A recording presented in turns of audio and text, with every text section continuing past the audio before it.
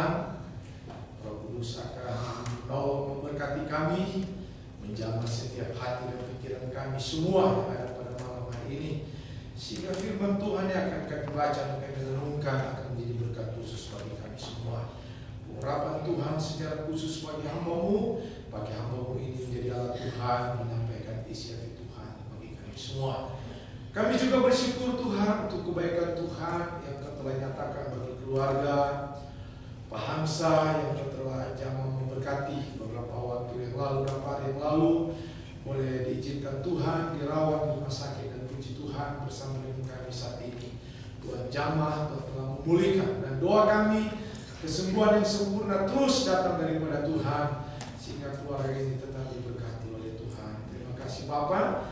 Kami bersyukur Tuhan, kami siap mendengarkan firman-Mu di dalam nama Tuhan Yesus Kristus. Haleluya. Amin.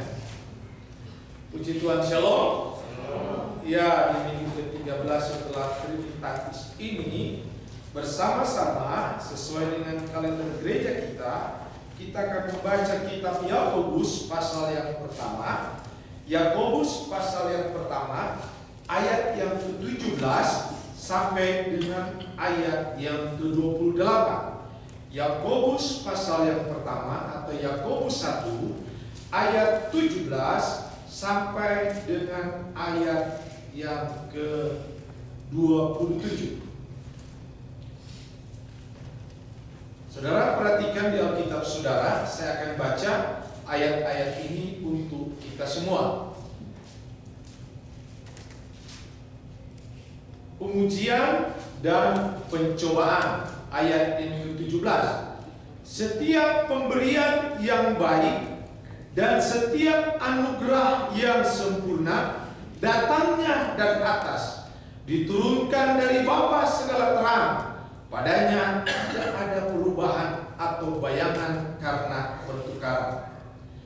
Atas kehendaknya sendiri yang telah menjadikan kita oleh firman kebenaran, supaya kita pada tingkat yang tertentu menjadi anak sulung di antara semua ciptaannya. Pendengar atau pelaku firman, ayat 19. Hai saudara-saudara yang kukasihi, ingatlah hal ini. Setiap orang hendaklah cepat untuk mendengar, tetapi lambat untuk berkata-kata, dan juga lambat untuk marah. Sebab amarah manusia tidak mengerjakan kebenaran di hadapan Allah. Sebab itu buanglah segala sesuatu yang kotor dan kejahatan yang begitu banyak itu, dan terimalah dengan lemah lembut firman yang tertanam di dalam hatimu, yang berkuasa menyelamatkan jiwamu. Tetapi hendaklah kamu menjadi pelaku firman dan bukan hanya pendengar saja. Sebab jika tidak demikian, kamu menipu diri sendiri. Sebab jika seorang hanya mendengar firman saja dan tidak melakukannya, ia adalah seumpama seorang yang sedang mengamat-amati mukanya yang sebenarnya di depan cermin. Baru saja ia memandang dirinya, ia sudah pergi atau ia segera lupa bagaimana rupanya. Tetapi barang siapa meneliti hukum yang sempurna, yaitu hukum yang memerdekakan orang, ia akan tekun di dalamnya. Jadi bukan hanya mendengar untuk melupakannya, tetapi sungguh-sungguh melakukannya. Ia akan berbahagia oleh perbuatannya. Jikalau ada seorang menganggap dirinya beribadah, tetapi tidak mengekang lidahnya, ia menipu dirinya sendiri, maka sia-sialah ibadahnya. Ayat yang ke-27 yang terakhir, ibadah yang murni dan yang tak bercacat di hadapan Allah Bapa kita ialah mengunjungi yatim piatu dan janda-janda dalam kesusahan mereka, dan menjaga supaya dirinya sendiri tidak dicemarkan oleh dunia.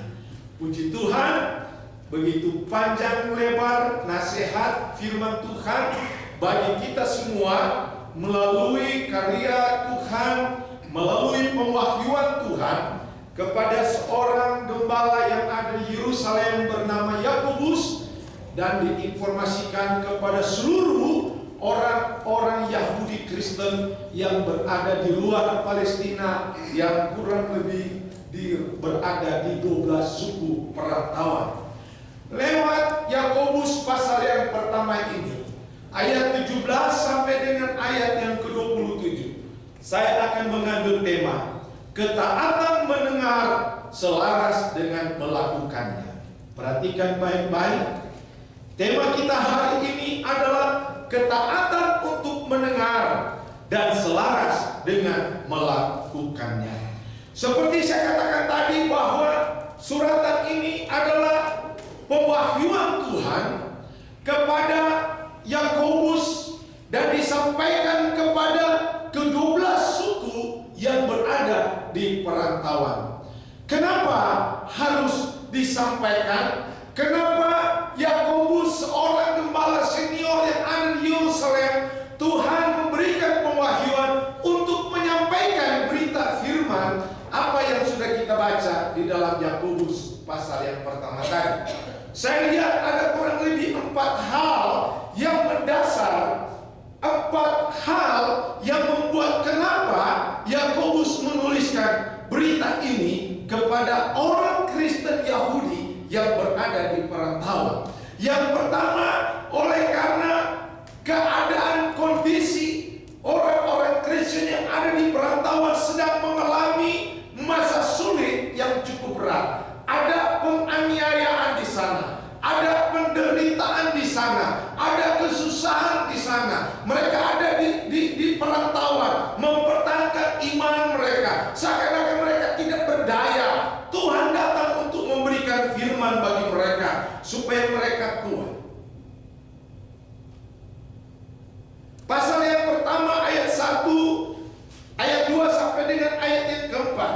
Saudara-saudara, anggaplah sebagai suatu kebahagiaan apabila kamu jatuh ke dalam berbagai-bagai pencobaan. Sebab kamu tahu bahwa ujian terhadap imanmu itu menghasilkan ketekunan. Dan biarkanlah ketekunan itu memperoleh buah yang matang, supaya kamu menjadi sempurna dan utuh dan tidak kekurangan suatu apapun. Ini berita yang disampaikan Tuhan lewat Yakobus kepada orang-orang Kristen yang sedang mengalami pengujian iman, yang sedang mengalami penderitaan, supaya mereka jangan menggerutu, jangan mengeluh, jangan menjerit, jangan seakan-akan berkata, kenapa kami menjadi orang percaya meninggalkan hidup yang lama justru menderita. Yakobus katakan, anggaplah penderitaan itu satu kebahagiaan. Karena lewat penderitaan itu mengajar satu ketekunan. Hasil sebuah ketekunan akan membawa kita mencapai kepada satu tingkat iman yang sempurna.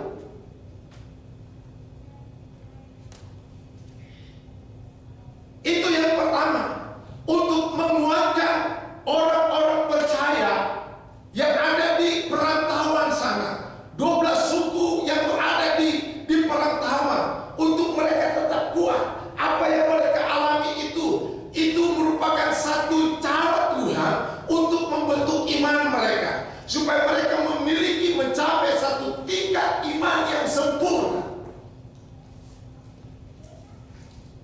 Yang kedua, untuk memperbaiki pengertian yang salah mengenai sifat iman yang menyelamatkan. Ayat 13 dan ayat yang ke-14. Apabila seorang dicobai, janganlah ia berkata, pencobaan itu datang dari Allah. Sebab Allah tidak dapat dicobai oleh yang jahat, dan ia sendiri tidak mencobai siapapun. Tetapi tiap-tiap orang dicobai oleh keinginannya sendiri, karena ia diseret dan dipikat olehnya. Lewat suratan Pak Yakobus ini mengingatkan untuk meluruskan pengertian iman mereka supaya nggak salah. Kayaknya pencobaan yang kami alami ini datangnya dari Tuhan.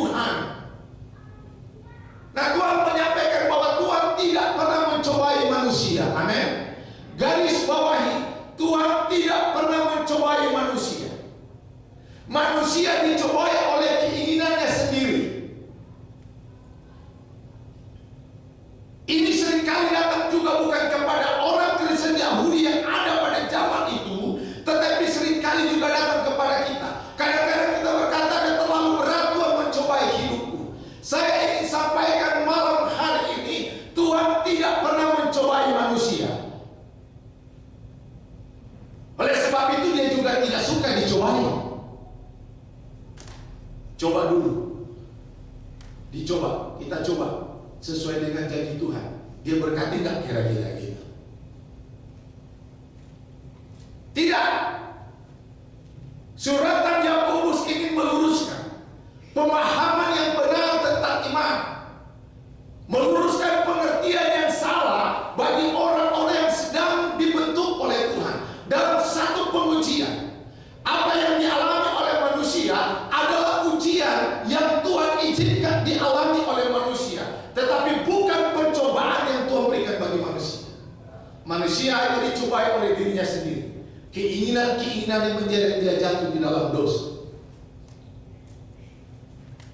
Dasar yang ketiga, untuk menyatakan bahwa segala sesuatu yang datang dari sorga adalah sesuatu yang baik, suatu anugerah yang sempurna, tidak ada perubahan atau bayangan perubahan, bayangan pertukaran. Dari ayat 17 sampai dengan ayat ke-18 menunjukkan apa yang kalian alami, apa yang kalian rasakan. Itu merupakan satu cara Tuhan untuk mendatangkan satu kebaikan. Apapun yang Tuhan izinkan itu tidak pernah salah terjadi bagi manusia. Tuhan tidak pernah keliru. Anugerah Tuhan itu sangat sempurna bagi manusia. Tuhan tidak pernah salah mengizinkan sesuatu terjadi dalam hidup kita. Amin. Itu yang Tuhan katakan kepada mereka. Anugerah Tuhan itu sempurna bagimu. Kamu tidak perlu mengeluh, kamu tidak perlu menggerutu, kamu tidak perlu berkata, kenapa masalah cobaan itu aku itu begitu berat, kenapa Tuhan mencobai aku. Tuhan katakan Tuhan tidak pernah mencobai, karena apa yang Dia izinkan bagi manusia alami itu untuk mendatangkan satu kebaikan yang datang dari surga. Ayat 17 sampai 18, yang datang dari sana itu adalah sesuatu yang baik dan tidak ada pertukaran, tidak ada yang salah di sana. Dan yang terakhir, untuk menyatakan bahwa firman kebenaran yang datang dari Tuhan menjadikan kita kepada tingkat tertentu menjadi anak sulung. Amin. 4 hal inilah yang Tuhan ingin sampaikan supaya orang-orang di sana itu mengerti, dan itu juga datang kepada kita pada malam hari ini, jemaat ICF, bahwa Tuhan sangat peduli dalam hidup kita. Amin. Setiap firman yang datang dalam hidup kita, Tuhan tahu apa yang sedang kita alami. Tuhan tahu apa yang sedang kita rasakan. Catat di bawah bahwa Tuhan tidak pernah mencobai hidup kita. Yang ada adalah Tuhan menguji iman kita, sejauh mana ketaatan kita terhadap iman kepada Tuhan. Dan apapun yang Tuhan izinkan dalam hidup kita, tidak ada sesuatu yang salah. Apa yang kita alami itu pasti mendatangkan satu kebaikan. Apa yang kita alami pasti mendatangkan satu kebaikan. Dan Alkitab berkata, untuk menyatakan, membawa kita kepada satu tingkat tertentu, harus kita pahami bahwa kita ini adalah orang-orang pilihan Tuhan, anak sulung dari Tuhan. Pada tingkat tertentu kita ada pada posisi yang terbaik, pada posisi yang paling yang didambakan oleh setiap manusia, menjadi anak sulungnya Tuhan. Amin. Itu yang Tuhan sampaikan kepada orang-orang Kristen Yahudi yang ada di perantauan, dengan satu pesan, supaya mereka tetap kuat di dalam Tuhan. Firman Allah berkata, yang saya lihat ada beberapa bagian lain sesuai dengan tema kita pada malam hari ini, Ketaatan mendengar selaras dengan melakukannya. Di dalam pengiringan kita kepada Tuhan, dalam epistel tadi digambarkan dengan bagaimana perjalanan orang Israel keluar dari Mesir menuju tanah Kanaan. Ada hukum, ada undang-undang, ada aturan main, baik dalam perjalanan maupun masuk ke tanah perjanjian. Ada aturan main di sana. Ada hukum yang harus ditaati. Ada hukum yang harus dipegang. Dan untuk itu dibutuhkan apa yang dinamakan dengan satu kata, kesetiaan. Untuk supaya kita dapat memahami bahwa apa yang kita alami akan membawa kita sempurna dalam iman.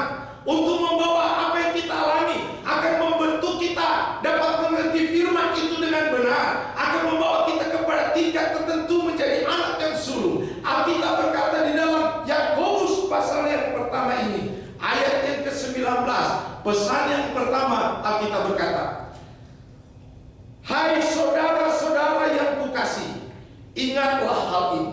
Setiap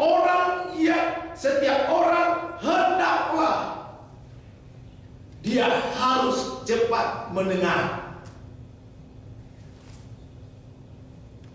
Tentu ini konteksnya mendengar firman. Amin. Harus tanggap. Dia harus cepat mendengar, tetapi lambat untuk berkata-kata. Dan lambat juga untuk ngoceh. Dan lambat juga untuk marah. Kalau kita terputar dari marah dulu, baru lambat mendengar, cepat berkata. Nah, kalau sudah cepat berkata-kata, apa yang akan disampaikan itu tidak pernah dengar,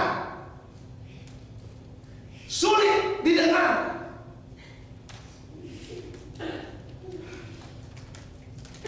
Ada suami dia mengeluh, aduh, kita punya istri begini, makanya sampaikan. Aduh, baru bilang satu begini, 2 meter langsung. Tunggu dulu dia diam. Dia diam tapi siap senjata dulu. Dia siap peluru. Waktu mau sambung lagi satu kata, dia sikat lagi. Alkitab berkata, mendengar dulu. Amin.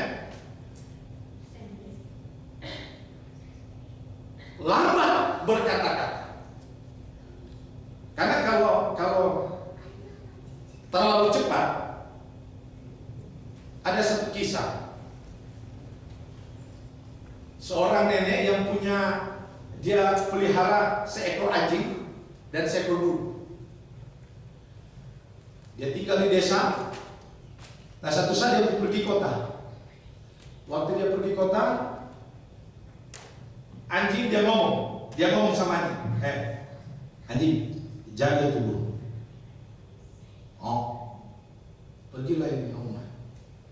Waktu dia pergi kota, dia bawa pulang, dia kaget. Pintu udah terbuka, ada anjingnya di depan pintu, dan di mulut anjing itu ada darah. Oma ini marah, dia cari kayu. Dia bilang, ini anjing saya suruh jaga itu burung, dia sudah makan. Dia cari kayu, dia pukul itu anjing. Wah, ada suara anak yang berteriak, panggil itu Oma. Nenek. Oma ini saking emosi, dia pukul terus itu anjing. Dia pukul, akhirnya anjing itu lemas. Akhirnya anjing mati.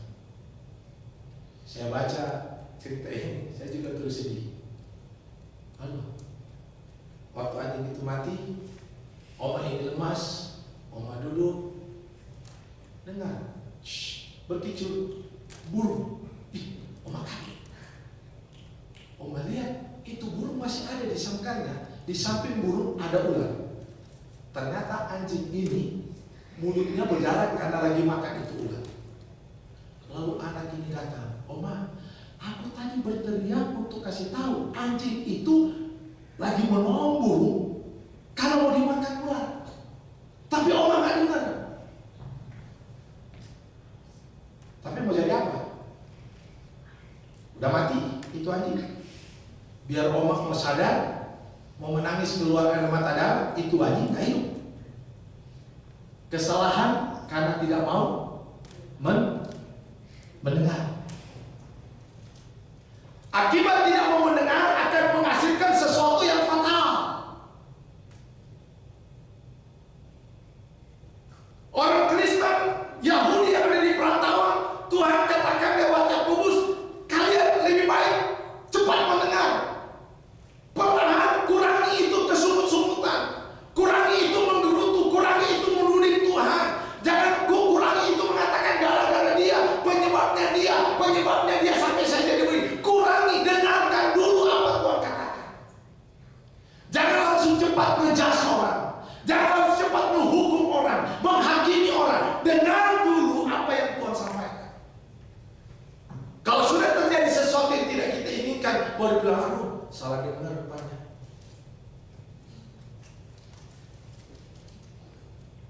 Alkitab berkata sekali lagi, yang diinginkan Tuhan supaya Tuhan membawa kita dan membawa iman kita sampai kepada satu tingkat yang Tuhan inginkan, iman yang sempurna. Yang pertama, kita harus menjadi orang yang senang mendengar firman dan lambat berkata-kata dan lambat marah. Karena kalau terlalu cepat itu berkata-kata, kata-kata itu kadang-kadang tidak kontrol. Yakobus sendiri tuliskan di dalam ayat 26, "Jikalau ada seorang menganggap dirinya beribadah tetapi tidak mengekang lidahnya, ia menipu dirinya sendiri, maka sia-sialah ibadahnya." Tidak mengekang diri, ibadahnya sia-sia, gak ada arti. Ibadah ini mencakup arti yang luas. Pelayanannya sia-sia, kasihnya mau mengorbankan sesuatu kepada orang dalam pelayanan sia-sia. Yang seharusnya ketaatan mendengar itu selaras dengan melakukan, tetapi ini sebaliknya. Mendengar selaras dengan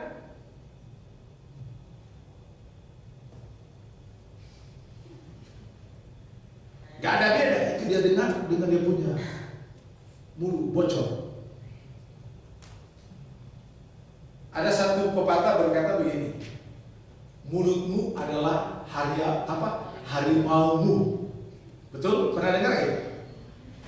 Mulutmu adalah harimaumu. Oleh sebab itu, jangan harimaumu itu membangunkan harimau di mulut orang. Saya baca itu artikel gawat juga. Mulutmu adalah harimau, dan janganlah harimaumu itu membangunkan harimau yang lain. Gitu.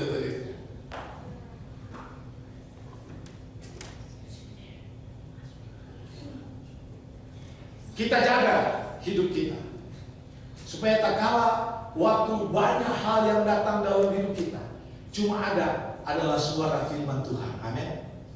Tidak ada kita katakan, "Oh, gara-gara dia, dia kayaknya cuma dia yang tahu rahasia saya.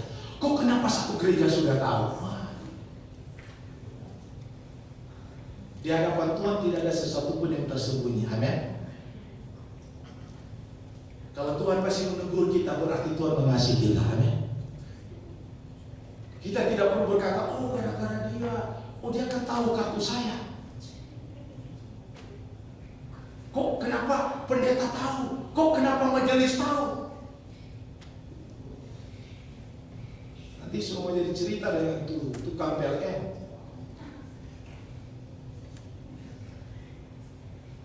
Dia tagih rekening, dia bilang, "Ibu, terlambat 2 bulan." Ibu bilang, "Kenapa tahu?" Semua ada di asli. Salah pengertian. Tuhan kita adalah Tuhan yang tahu segala-galanya. Bukan karena ada orang kasih informasi, amin. Bukan karena ada pemberitahuan, tidak. Kita tidak perlu mencari sesuatu. Waktu kita ada sermon Bible study di rumahnya Ibu Mika, kita tidak perlu cari kambing hitam yang ada di sana. Kalau ada sesuatu yang berhubungan dengan diri kita, kita harus bersyukur karena Tuhan ingin memperbaiki hidup kita. Amin. Dan seperti orang Israel selalu ngeles, oh ini gara-gara nenek moyang kami. Oh ini gara-gara mobil ini blok. Jangan gara-gara memang tidur jam 2 pagi, kerja jam 4. Ya jelas lah. Dikira rem, gak tahu gasin dia pencet, tabrakan lah. Tapi bilang gara-gara rem, gara-gara salah. Gak usah mempersalahkan orang, amin. Tidak usah mencari si A si B penyebabnya. Cari bahwa Tuhan mengasihi saya, amin. Tidak ada gara-gara yang lain. Yang sering saya sampaikan, Adam tidak pernah mengakui kesalahan. Justru dia mempersalahkan Tuhan karena memberi itu Hawa kepadanya. Yang namanya Hawa. Hawa itu, coba saudara sebut Hawa. Hawa. Orang bilang tak buka dia pintu. Tapi coba bilang Adam, tak tutup.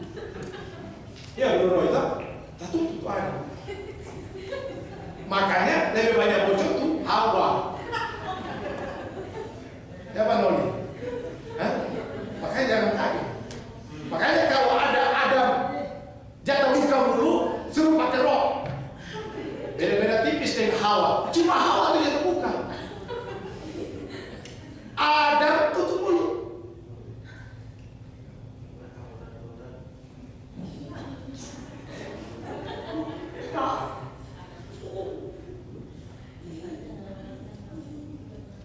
Tuhan mengasihi kita semua. Jaga hidup kita, perkataan kita harus dikontrol. Lebih banyak kita mendengar akan firman Tuhan. Banyak, cepat mendengar dan lambat berkata-kata. Lebih lagi, jangan cepat marah.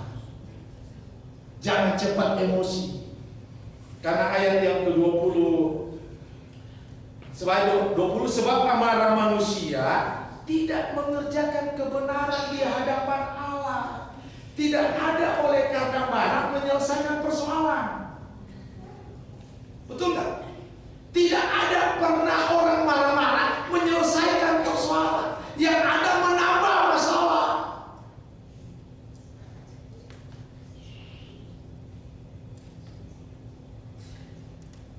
Kadang-kadang kita sebagai manusia nggak kontrol. Saya tadi di Esma mau parkir, udah saya mau parkir belok kanan, ada yang di pojok, dia langsung nyerobot. Pas dia nyerobot, saya nyerobot juga mobil saya masuk. Istri saya katakan, pelan-pelan waktu itu cuma karena orangnya bukan orang bule, orang Asia. Selele itu sambil jaga gengsi kan? Gak, pasti bukan orang kita gitu. Namanya dia cuma. Saya langsung putar itu mobil. Istri saya bilang gini, udah sabar.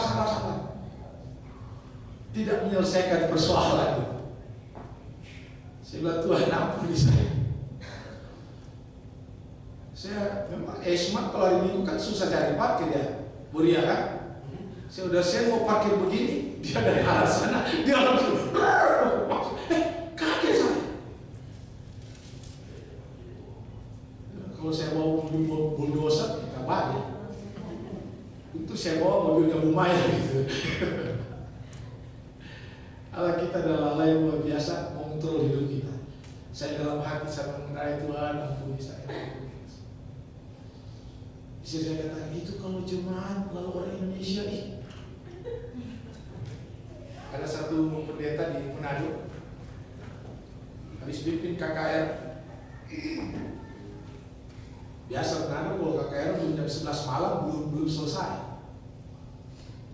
Nah, dia dari satu desa namanya Air Madili, dia mau pulang ke Bitung.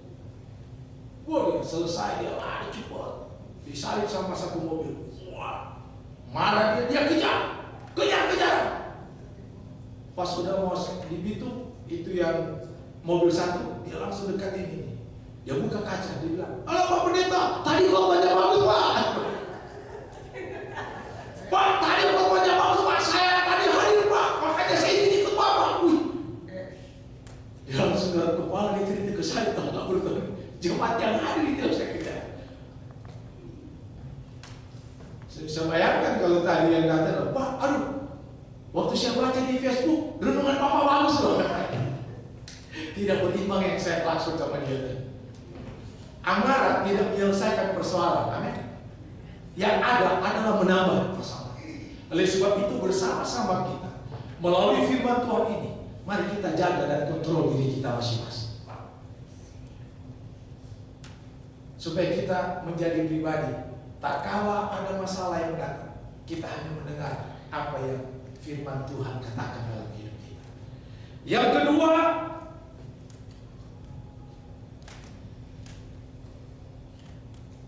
sebab itu buanglah segala sesuatu yang kotor dan kejahatan yang begitu banyak itu, dan terimalah dengan lemah lembut firman yang tertanam di dalam hatimu, yang berkuasa menyelamatkan jiwa.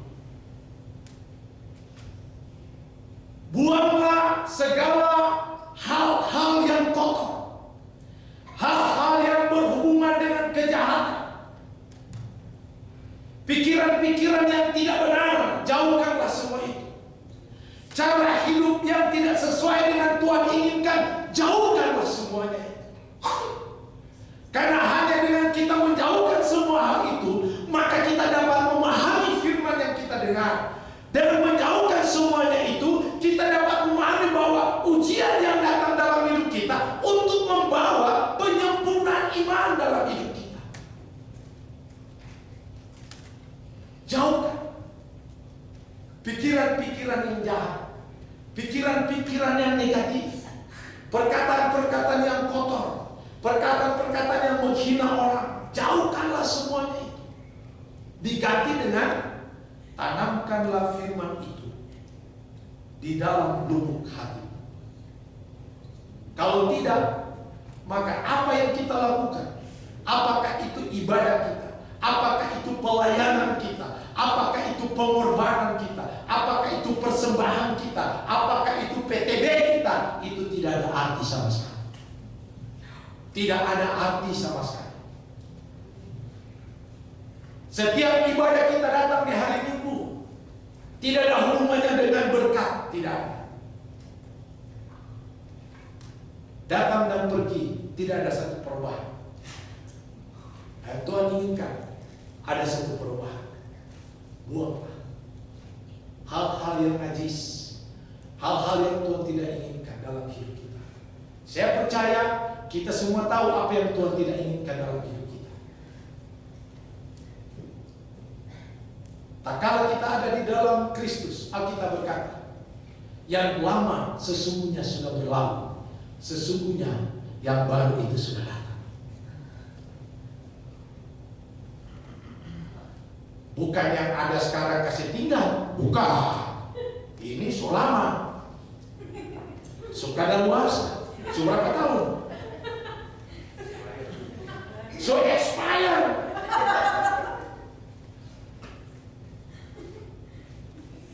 Dia lihat ada yang baru di sana itu ya. Yang baru sudah datang, sesungguhnya expired. Nggak begitu, amin. Bukan begitu. Pak Hendra nggak bilang sudah 16 tahun, Ibu Lina, so lama. Sesungguhnya yang sana yang baru. Sudah dia mau tengok kemari. Nah, bukan itu, tidak ada hubungannya dengan itu. Amin. karakter lama, sifat lama, manusia lama. Tak kala kita menerima Yesus, Dia perbarui hidup kita menjadi manusia baru. Yang lama, tukang fitnah orang, tukang jalikin orang, Tadi malam di KKR saya hadir, ada satu pendeta berkata begini, saudara sedang difitnah, amin, yes.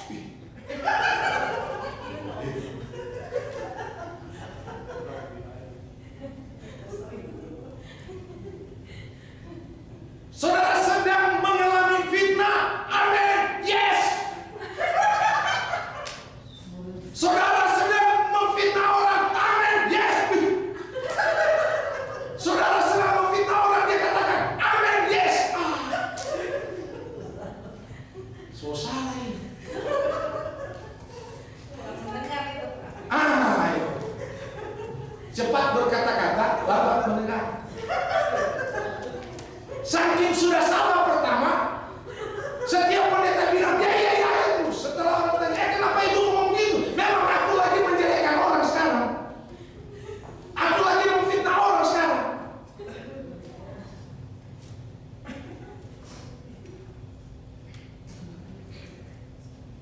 Yes. Karena dia khawatir jangan sampai Tuhan tidak mengerti, amin, dia tambah dengan yes.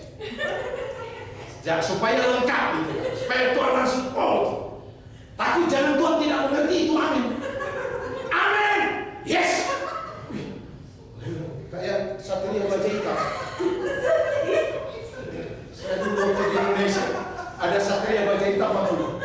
Yes.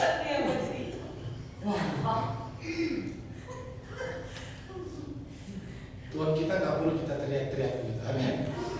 Tuhan nggak pomo, saudara. Tuhan nggak tuli. Tahu nggak pomo? Tuli. Ada satu pendeta di Manado, dia juga ada di Jakarta, berkenalan dengan satu pendeta orang Manado juga. Faham apa bro? Oh kami larang. Oh, dari mana? Todano. Oh kita kok pomo? Pomo dari mana? Dari Kacili.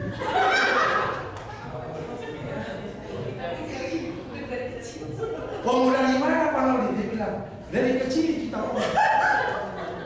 Maksudnya ya, karena itu pendeta Pomo tanya sama ini pendeta Kayu Larang, dari mana? Manadonya dari mana? Kayu Larang bilang dari Todano. Oh, lalu ini pendeta Pomo katakan, oh kita kok Pomo? Kayu Larang tanya, Pomo dari mana dulu? Dari Kacili. Di Manado ada pendeta, dia punya last name, marganya, farmnya memang Pomo. Dari kecil Pomo, ya nggak salah juga.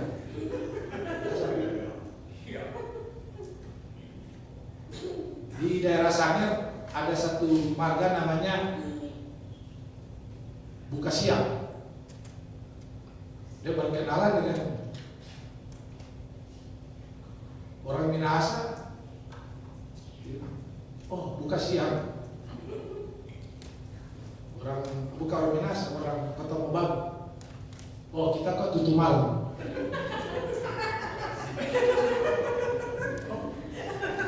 Buka siang, tutup malam. Buka siang Sangir. Satu bilang, oh kita tutup malam.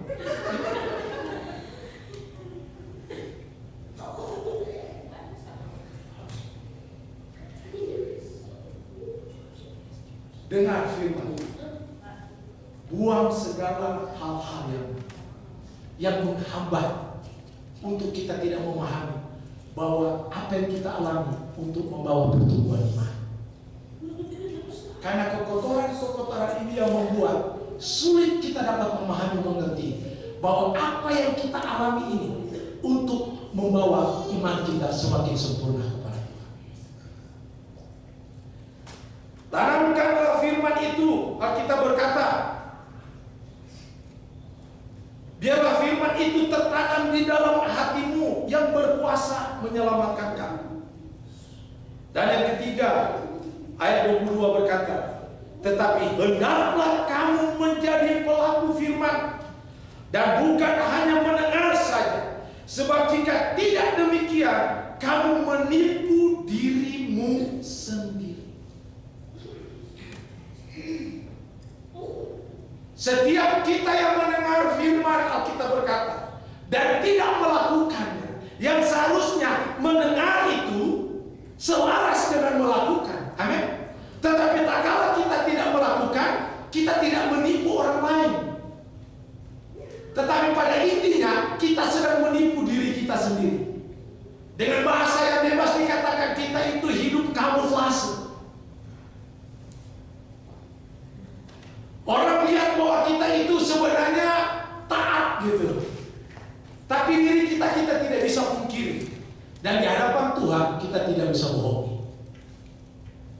Alkitab berkata, sebagai orang percaya yang mendengar firman, maka tak kala firman itu datang dalam hidupnya, bukan sekedar mendengar dan tahu, tetapi Alkitab berkata harus melakukannya. Tak kala kita melakukan apa yang Tuhan perintahkan dalam hidup kita, maka 4 dasar tadi, masalah bukan akan membuat kita menuding berkata Tuhan mencoba aku, tetapi masalah kita akan melihat bahwa Tuhan akan membawa aku lewat masalah ini mencapai tingkat iman yang sempurna. Yang kedua akan membawa kita dapat memahami, untuk membawa kita dapat memahami bahwa iman yang kita miliki adalah iman yang mampu menyelamatkan kita. Dan kita dapat memahami bahwa apapun yang datang dari sana, dari surga, dari Tuhan, tidak ada sesuatu pun yang salah. Itu hanya dapat kita mengerti kalau kita menjadi pendengar dan dapat melakukan firman itu. Kalau tidak, semua kita akan berkata semua salah. Jangankan orang lain kita persalahkan, kita bisa katakan Tuhan itu salah. Kita bisa katakan Tuhan itu salah. Bagaikan Adam berkata Tuhan salah kasih Hawa kepada diri saya. Kalau Tuhan tidak kasih Hawa, setan tidak akan jatuh dalam dosa. Yang itu terjadi dalam hidup kita. Tetapi kalau firman itu kita dengar dan kita praktekkan, kita lakukan hari lepas hari, hari lepas hari, maka tidak ada yang kita persalahkan. Tak kala ada masalah, tak kala ada kesulitan, tak kala ada penderitaan, tak kala kita dihina, difitnah, di-fire, kita tidak akan mengatakan gara-gara dia, penyebab dia, karena dia. Tidak ada. Yang ada, saya hanya bisa berkata, pasti Tuhan punya rencana yang indah dalam hidup saya. Amin. Kekuatan ini kepada jemaat Yahudi yang ada di perantauan, dan itu juga datang bagi kita, jemaat ICF. Mari kita cepat mendengar, lambat berkata-kata, dan jangan cepat marah. Jadikanlah kita pribadi yang tanamkan firman itu di dalam lubuk hati kita yang paling dalam. Jadikanlah kita pribadi yang ketiga, Alkitab berkata, bukan hanya sekedar mendengar firman, tetapi menjadi pelaku-pelaku firman. Kalau kita menjadi pelaku firman, maka kita hidup paling berbahagia. Kita adalah jemaat yang paling diberkati kalau semua melakukan firman. Saya tidak mengharapkan istri saya melakukan firman, tetapi saya akan melakukan firman. Istri saya pasti akan melakukan firman. Saya tidak mengharapkan jemaat akan melakukan firman, tetapi saya akan melakukan firman supaya jemaat akan melakukan firman. Jangan menunggu orang lain melakukan firman, tetapi mari kita dulu melakukan firman, maka otomatis orang lain akan melakukannya. Amin. Kalau kita berkata, oh dia dulu, dia juga jago, dia dulu, enak aja. Firman Tuhan katakan, hei suami-suami kasihlah istrimu, suami bilang, istri, firman Tuhan katakan, hormatilah akan suamimu. Nah, siapa lagi dulu? Tunggu dulu, baku jaga. Bagaimana saya menghormati kamu? Gak pernah mengasihi. Suami bilang, bagaimana saya mengasihi kamu? Kamu tidak menghormati aku. Di Di mana letak permasalahannya? Permasalahannya karena saling baku tunggu. Betul kan? Saling menunggu. Tetapi kalau dari diri kita sendiri, amin. Dari diri kita sendiri ada satu perubahan, maka lingkungan pasti akan berubah. Amin. Ada satu filosofi yang selalu saya bawa di mana saya pergi. Saya berubah bukan berada di lingkungan yang berubah, tetapi lingkungan berubah oleh karena ada saya yang berubah. Amin. Kalau itu ada dalam hidup kita, maka kita menjadi terang dimanapun kita berada. Tuhan Yesus memberkati kita sore hari ini. Mari kita berdoa.